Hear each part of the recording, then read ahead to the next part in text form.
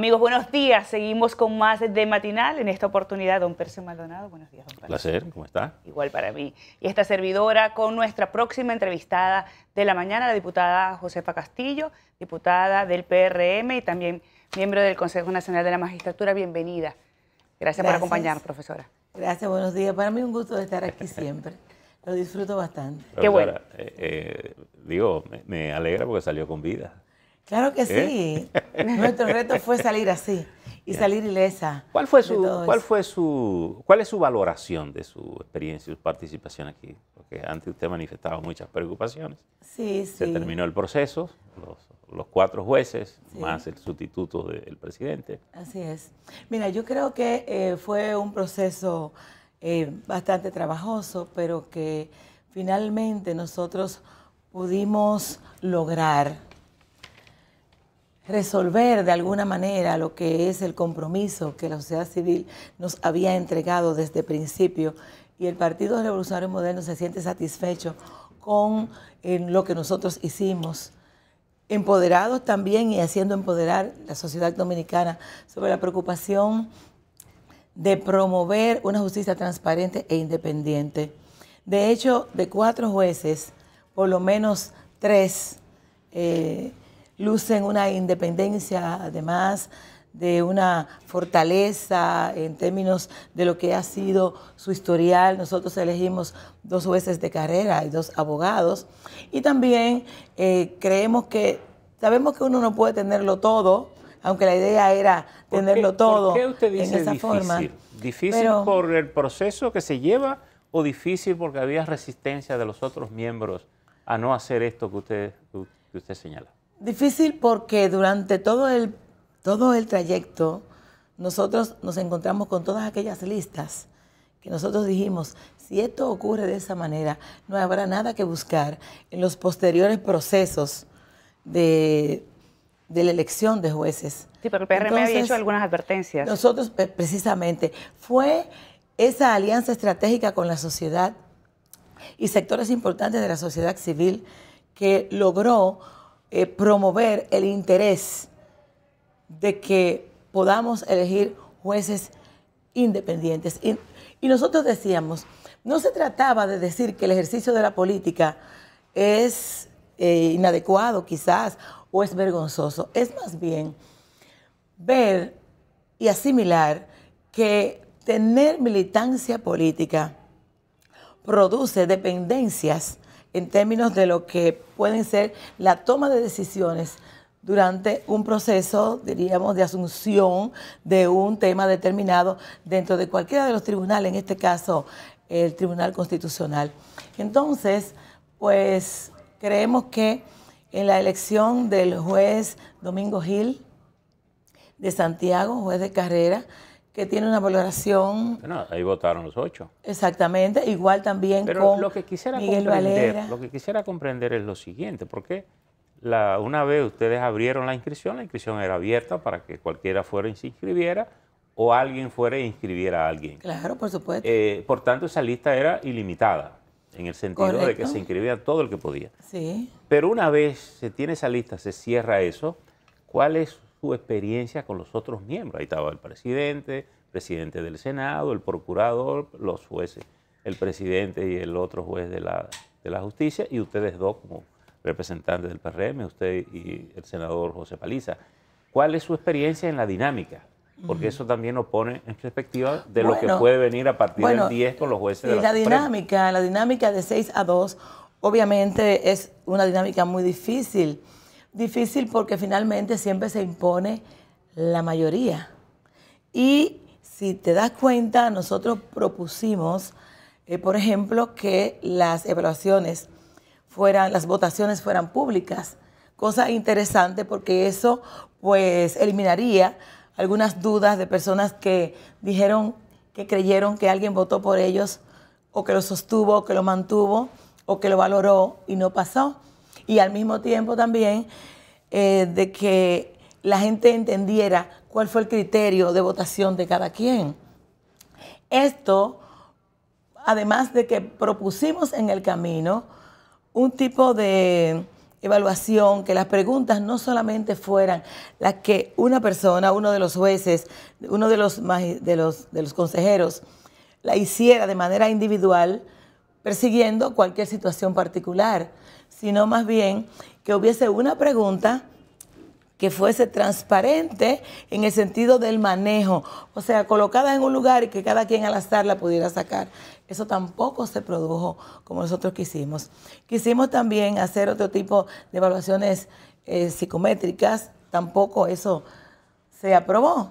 De manera que yo creo que para el proceso que viene de la elección de la Suprema Corte de Justicia, tendremos que ser un poco más cautos en términos de esa evaluación, independientemente, claro, de que ellos traen consigo una evaluación previa. Sin embargo, que viene dada. Mirando uno el resultado, porque tengo entendido, y usted me corrige, Sí. que de los 4 jueces, más el sustituto, que ya era juez, pero lo designaron sustituto Sí.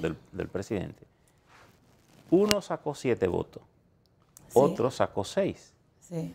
En el caso de 7, alguien no votó por ese juez. Y en el caso de 6, 2 no votaron. Ajá. Los otros salieron con sus 8 votos. Sí. Es decir, que parecería que no fue tan complicado ustedes ponerse No.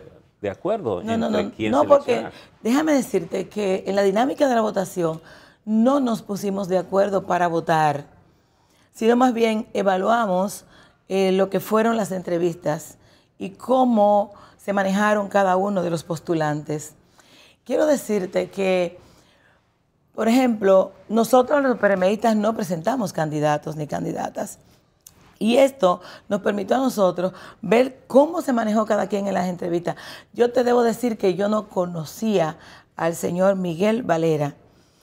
Primera vez que converso con Alba Bell el día de la presentación.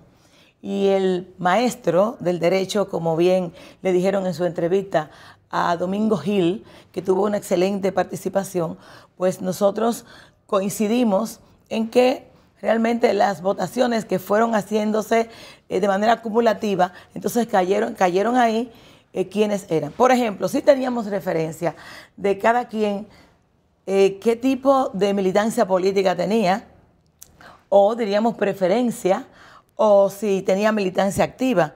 Y en 3 de ellos no había una militancia activa. Y eso fue lo que unificó la votación. Profesora, por ejemplo, Alba Bell, la única mujer, aun cuando nosotros tratamos por todos los medios de que se respetara lo que reza la Constitución de la República con relación a la equidad de género, quisimos que fueran 2 hombres y 2 mujeres. No pasó. No se dio. Y obviamente Alba Bell, que hizo una excelente presentación, que se presentó también en el anterior proceso, pues votamos por ella. Yo no podía dejar de votar por ella. Estaba en minoría ahí. Claro que estamos en minoría. Seguimos en minoría. No estaba, usted estaba en minoría. Usted es la única mujer. Sí, por supuesto. Igual que Alba Bell. Pero por una condición propia de cómo está conformado el Consejo Nacional de la Magistratura, dado por la Constitución de la República. Yeah. Y no podía yo de ninguna manera dejar de votar por Alba Bell por varias condiciones. Primero, por su condición. Segundo, porque ella no tiene militancia política activa reciente.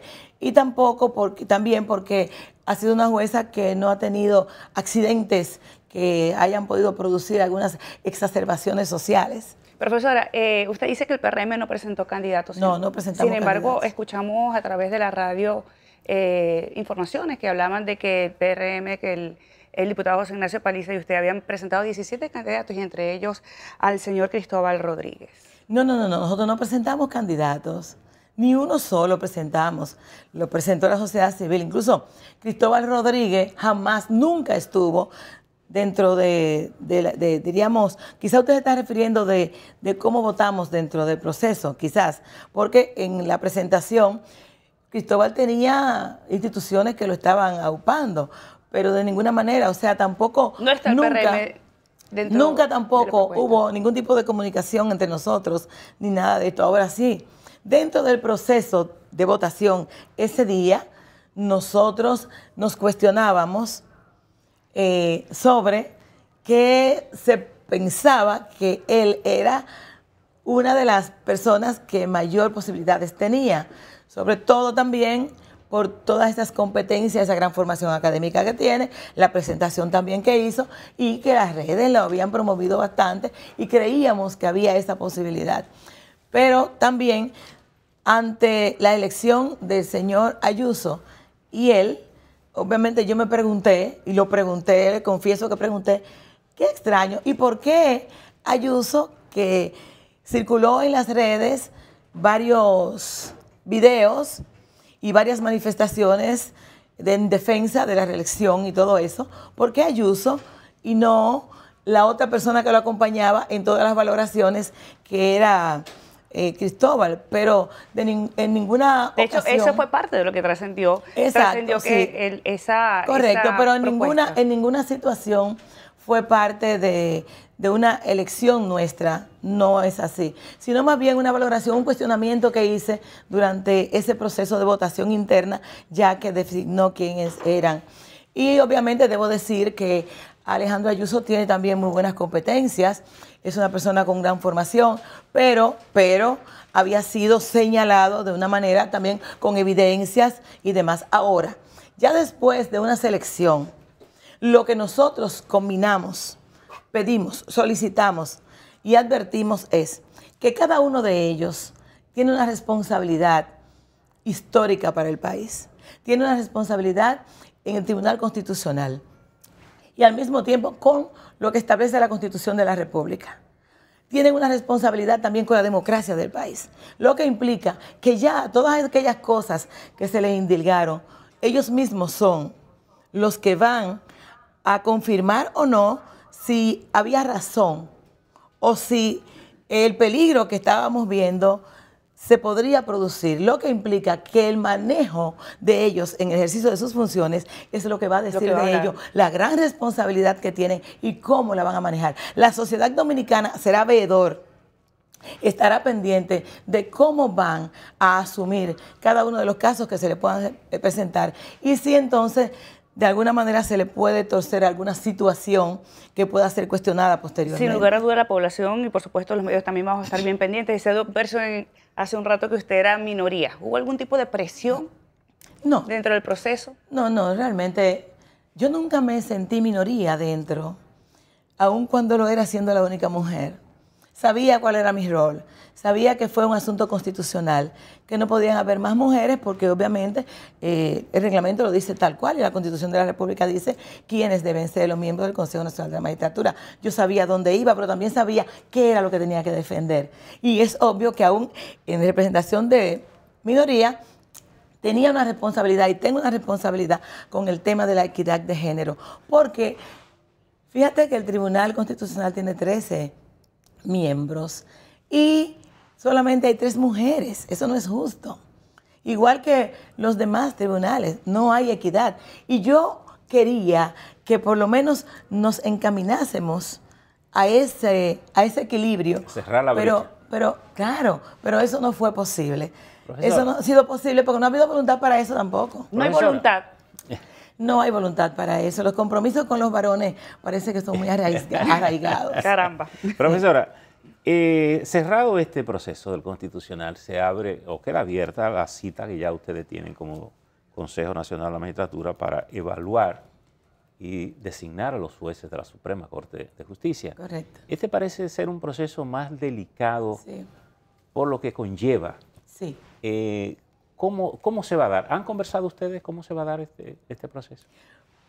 Hasta el momento solamente nosotros hemos tratado 2 temas. El primero lo propusimos nosotros, sobre la participación de jueces que probablemente se presenten, que haya que evaluar y que pudieran pretender postularse. En este caso está Mariano Germán y está Fran Soto, que en este proceso no debían ser jueces y parte, ¿verdad? Ese es un tema que entonces vamos a tratarlo de manera detallada en los días en que iniciemos. El otro tema es realmente sobre el tipo de evaluación, cómo lo vamos a hacer. Y se conformó una comisión para tales fines. Pero hay que decir también que con ellos vienen, con los jueces de la Suprema, viene la evaluación de desempeño que la da la propia judicatura. Y que ahí hay un desglose, tomando en consideración algunos perfiles preestablecidos, que a partir de ellos es que nosotros vamos a trabajar. Déjeme aclarar una cosa, o sea, para mi opinión pública nacional. Todos los jueces de la Suprema, los actuales jueces de la Suprema, serán evaluados, pero solo si se inscriben para optar por continuar en el puesto. El que no se inscriba, por ejemplo, cuando ustedes abran el asunto, no es evaluado ni tampoco es designado. Ese es el procedimiento. No, porque si tú no pretendes regresar, me parece que no tiene sentido, no te inscribes, no tiene sentido. Por tanto, no tiene sentido. Claro, exactamente. Es decir, que todos los jueces, aún los que están actuales, para poder continuar, tienen que inscribirse para ser evaluados y ratificados en el cargo o sustituidos. Correctamente, exactamente. Ese es el sentido. Profesora, la República Dominicana no ha salido muy bien parada cuando ha sido evaluada con el tema de la impunidad y la justicia. Es correcto. Y es un gran reto, como decía don Percio, la elección de los próximos jueces para la Suprema. ¿Qué aporte o qué debería haber más justamente para poder manejar una mejor imagen y, por supuesto, mejorar que se cierre y disminuya la impunidad y pueda prevalecer la justicia en el país? No solamente a nivel interno, que es la mayor demanda, sino a nivel internacional. Correcto. Impunidad y corrupción andan de la mano. De la mano. Y es obvio que nosotros tenemos que fortalecer la justicia dominicana. Si no la fortalecemos, haciéndola transparente e independiente, estaríamos dándole un flaco servicio a la democracia del país. Y fue por esto que nosotros, desde nuestro partido, hicimos la presión y el sacrificio de no presentar candidatos, postulantes a jueces. Y apoyamos lo que la sociedad civil también planteó. Y en consecuencia también presentó la sociedad civil postulantes que realmente pues entendieron que podrían dar un buen servicio. Muchos nos criticaron por esto, que nos estábamos entregando de un poder. Realmente fue un sacrificio, realmente lo fue. Pero entendimos que la repartición no debe ser parte del accionar cuando la justicia está en tan grave peligro. Entonces nosotros que en términos internacionales, como bien lo dices, estamos muy mal parados con esto de la impunidad. El manejo que se le han dado a casos en la República Dominicana realmente ha sido vergonzoso y nos hemos convertido en una vergüenza internacional con relación al ejercicio de la justicia en la República Dominicana. Esto tenemos que resolverlo. Porque no es solamente por lo de hoy, es por lo que viene mañana, que ninguno de nosotros estaríamos exentos de ser sometidos a un proceso, a que falte un debido proceso en un caso cualquiera, o a que además se nos irrespeten nuestros derechos. La justicia es la base de cualquier sistema democrático. Correctamente. Tambalea la justicia. Correctamente. Entonces, por eso, cuando la justicia está ligada al poder político, realmente a las decisiones del poder político, realmente a cualquiera le arman cualquier rollo. Y es obvio que ya ha habido casos donde hemos tenido que se ha irrespetado el debido proceso, que se han irrespetado derechos fundamentales, que al mismo tiempo también personas que han sido sometidas sin ni siquiera decirle de qué te acusan, y todo esto pues con también expedientes cuestionados, accidentados también en la inducción de los propios procesos judiciales, donde se accidenta quizás de manera maquiavélica, premeditada y alevosa cualquier tipo de proceso para que se caiga en algunos momentos, y porque también muchas veces en la justicia una llamada telefónica puede variar la suerte de cualquier persona convirtiéndolo en víctima y quizás convirtiéndolo también en inocente de algún tipo de situación, una inducción judicial. De manera que es una responsabilidad que tenemos. Paso a paso tenemos que ir cambiando las cosas. Y yo repito, esperamos. Ya hay un borrón y cuenta nueva. Nada fue personal, sino más bien fue una responsabilidad de señalar quiénes estaban ligados políticamente a ciertos sectores y a ciertas personas. Ahora bien, la responsabilidad y la acción de cada quien es lo que va a decir o desdecir cuál va a ser su manejo y cuál es la respuesta que usted le va a dar al país. Profesora, sí. como usted tiene la doble condición, sí, Y esa no se borra. No, señor. Porque está como miembro del Consejo porque es dirigente política. Sí. Anoche, ayer, tardecita, el Pleno de la Junta Central Electoral aprobó el reglamento para las primarias simultáneas. ¿Tienen ustedes alguna valoración de esa decisión del tribunal? ¿Están conformes? ¿Tienen objeciones? Bueno, fíjate que la emisión de ese reglamento fue con la consulta de los partidos políticos, donde hay niveles de consulta, obviamente hay acuerdos preestablecidos. Una de las cosas que más me preocupa es que la Junta debe de accionar con relación a esas vallas inoportunas, aún a sabiendas ya de lo que está planteando la ley de partidos políticos con relación a la precampaña electoral y esas vallas gigantescas y respetando lo que debe ser el procedimiento. Esos son uno de los elementos más neurálgicos que pueden existir. Y veo que también se está planteando en que, por ejemplo, tú puedes poner una valla que diga Feliz Navidad, pero no una valla que diga fulano de tal, próximo presidente de la República. Y fulano de tal, el cambio va. ¿Han identificado ustedes algunas No, pero claro que sí. ¿De quiénes? Claro que sí. Por ejemplo, vemos muchas vallas de Leonel Fernández, de Reinaldo Pared Pérez, del propio Danilo Medina y de otros candidatos hasta locales en las diferentes demarcaciones. Ahora, usted no ha encontrado una valla de ninguno de los precandidatos del PRM, porque nosotros hemos respetado esto, porque nosotros queríamos esta ley de partidos políticos, necesitábamos una regulación y la regulación está ahí, aunque debe estar acompañada de la ley electoral. Si no tenemos ley de garantías electorales, estaría coja todavía la mesa para poder establecer los controles necesarios que amerita el proceso electoral en la República Dominicana. Pero ustedes tienen esa ley en el Congreso. ¿La van Está a aprobar? en el Congreso Nacional, pero va tan lenta que yo digo, que todavía yo digo, ¿y habrá tiempo para aprobarla y para ejecutarla? Pero está en el Congreso, por lo que también pedimos que haya un tipo de aceleración en esto, porque realmente la democracia lo necesita y también el respeto a los procesos electorales. Se nos acabó el tiempo, profesora. Sí. Rápidamente, ¿cómo votó en la aprobación del presupuesto? Me abstuve de votar. ¿Por qué no votó en contra? Por favor.